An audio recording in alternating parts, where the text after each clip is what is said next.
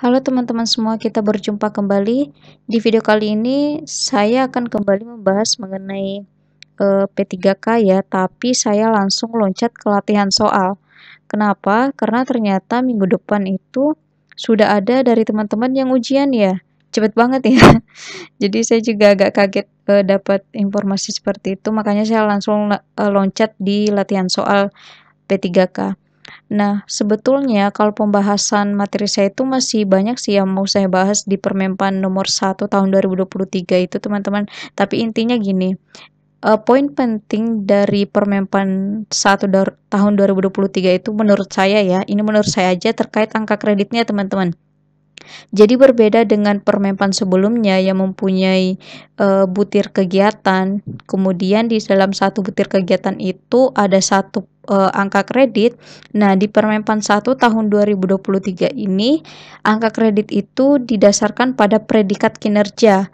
Jadi ada predikat kurang, sangat kurang ya, baik, kemudian sangat baik dan seterusnya. Nah, itu kemudian dikonversi menjadi angka kredit. Seperti itu konsepnya, teman-teman. Ya, saya nanti akan lanjut bahas kalau misalnya ada waktu, tapi ini kita langsung ke contoh soalnya dulu ya. Jadi untuk latihan soal yang saya buat di video ini itu berdasarkan materi-materi atau bisa dibilang kisi-kisi dari teman-teman yang sudah mengikuti ujian P3K sebelumnya. Yang alhamdulillahnya banyak dari teman-teman itu yang mau sharing gitu ya, apa-apa aja yang masuk di P3K sebelumnya. Jadi kita bisa jadikan itu referensi belajar kita di tes P3K tahun ini. Dan ini pun soalnya saya nggak bikin pilihan ganda seperti biasanya, teman-teman, karena saya nggak punya waktu untuk buat soal pilihan ganda. Jadi saya langsung bikin soal esai saja. Oke, kita langsung ke soal yang pertama. Pegawai ASN terdiri dari, jawabannya itu adalah PNS dan P3K. Jadi ketika kita bicara soal aparatur sipil negara, itu berarti kita bicara tentang PNS dan P3K. Ini ada di Undang-Undang Nomor 5 Tahun 2014 tentang ASN. Jadi, teman-teman bisa lihat di sini pegawai ASN terdiri atas PNS dan P3K. Oke, lanjut.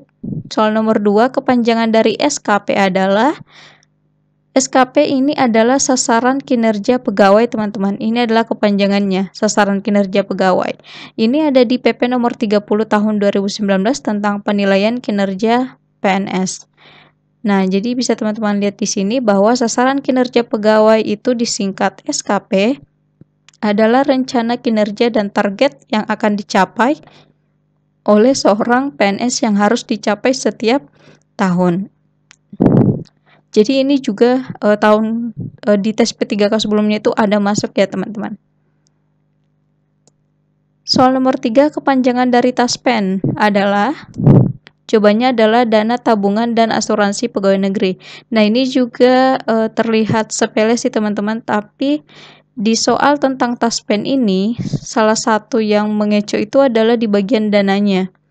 Bahkan ketika ada teman-teman yang bertanya, sebetulnya kepanjangan dari TASPEN ini adalah tabungan dan asuransi pegawai negeri atau dana tabungan dan asuransi pegawai negeri gitu. Saya sendiri bingung juga kan. Loh, memangnya soalnya apa ya, pilihan gandanya semengecoh itu kah gitu kan. Nah, ternyata setelah dicek itu memang ada dananya, teman-teman. Kalau saya pribadi jadi pesertanya, mungkin saya kan terkecoh juga di masalah dananya gitu kan.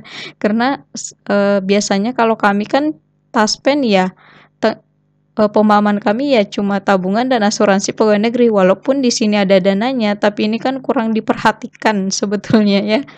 Karena di sini singkatannya aja dimulai dari TA, TASPEN. Jadi ya tabungan dan asuransi pegawai negeri. Nggak ada D-nya di sini. Ya, jadi ini agak mengecoh juga. Ini di tes P3K sebelumnya ada yang masuk ya, teman-teman. Oke, kita lanjut. Nomor 4, Adi merupakan peserta seleksi CPNS di salah satu instansi pemerintah. Pada saat Adi lulus menjadi CPNS, Ditemukan bahwa Adi menggunakan ijazah palsu saat melamar menjadi peserta CPNS. Menurut kalian, hukuman apa yang akan didapatkan oleh Adi? Jawabannya adalah pemberhentian tidak dengan hormat sebagai CPNS, teman-teman. Ini ada di Perka BKN nomor 25 tahun 2015 tentang tindakan administratif dan hukuman disiplin terhadap PNS yang menggunakan ijazah palsu. Jadi untuk PNS yang menggunakan ijazah palsu, baik itu pada saat melamar CPNS, kenaikan pangkat, pengembangan karirnya, dan sebagainya, itu ada tindakan administratif dan hukuman disiplinnya sendiri, teman-teman. Itu tertuang dalam Perka BKN nomor 25 tahun 2015. Nah, teman-teman bisa baca di sini bahwa penggunaan ijazah palsu untuk melamar menjadi calon PNS atau PNS di poin 2-nya, calon PNS atau PNS yang diketahui menggunakan ijazah palsu pada saat melamar menjadi calon PNS atau PNS dikenakan tindakan administratif berupa pemberhentian tidak dengan hormat sebagai CPNS atau PNS. Nah, nanti teman-teman bisa buka peraturannya ya untuk membaca ini lebih lanjut. Oke, soal terakhir. Jadi saya itu hanya sempat bikin 5 soal ya teman-teman, mohon maaf. Salah satu fungsi ASN yaitu jawabannya adalah Policy Implementer. Ini ada di Undang-Undang Nomor 5 Tahun 2014 tentang ASN. Nah, ini juga perlu teman-teman garis bawahi bahwa ketika nanti teman-teman pada saat tes itu beberapa soal itu pilihan jawabannya dalam bentuk bahasa Inggris. Kalau dalam bentuk bahasa Indonesia, sebetulnya teman-teman itu mudah memahami, tapi karena dalam bentuk bahasa Inggris, terkadang itu membuat peserta itu bingung, teman-teman. Ya, jadi ini perlu teman-teman garis bawahi untuk memperhatikan setiap pilihan jawaban jika muncul yang berbahasa Inggris. Ya, bisa jadi itu jawabannya, teman-teman, yang sengaja dibuat dalam bahasa Inggris oleh pembuat soal. Seperti itu ya. Contohnya seperti ini. Kalau teman-teman lihat di Undang-Undang Nomor 5 Tahun 2014, Policy Implementer ini nggak ada gitu kan. Bacanya belibet. Nah, jadi kalau teman-teman buka undang-undangnya, pegawai ASN itu berfungsi ada 3 ya, pelaksana kebijakan publik, pelayan publik, dan perekat dan pemersatu bangsa. Nggak ada kan yang ini. Nah, tapi kalau di bahasa Indonesia kan, ternyata ini masuk di poin A, pelaksana kebijakan. Seperti itu, teman-teman. Jadi, kalau pada saat tes itu perlu teman-teman perhatikan ya yang kayak gitu, karena di tahun sebelumnya juga, baik itu di tes CPNS SKB ya, nah terkadang jawaban bahasa Indonesia itu diubah dalam bentuk bahasa Inggris oleh pembuat soal. Nah, itu yang kadang bikin kita terkecoh sebagai peserta. Oke teman-teman, hanya itu yang bisa saya sampaikan di video kali ini ya.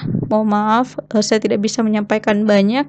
Semoga ini bisa membantu kalian. Silahkan cari referensi belajar yang lain yang menurut kalian lebih bagus, silahkan saja. Semakin banyak referensi belajar yang kalian bisa temui itu semakin bagus, teman-teman. Jika kalian merasa membutuhkan bimbel, silakan bimbel, silakan cari ya, teman-teman. Kalau saya sendiri, saya nggak punya referensi bimbel P3K. Nah, semoga kalian untuk teman-teman yang tes minggu depan terutama semoga dilancarkan ya, semoga teman-teman lulus. Mungkin itu ya yang bisa saya sampaikan. Mohon maaf jika saya ada salah-salah kata. Sampai jumpa di video selanjutnya.